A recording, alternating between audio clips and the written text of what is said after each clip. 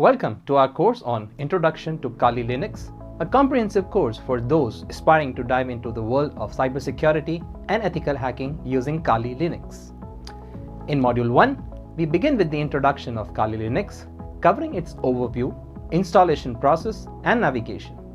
This module also delves into essential tools within Kali Linux, teaching basic command line operations and introducing key network scanning and security tools.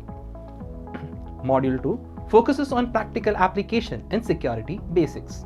Here, we explore network monitoring and management through practical tutorials on using Wireshark for network analysis, implementing network scans using Nmap, and understanding VPNs. The module also introduces the foundational concepts of cybersecurity and ethical hacking, including ethical principles, basic penetration, testing techniques, and the fundamentals of vulnerability assessment.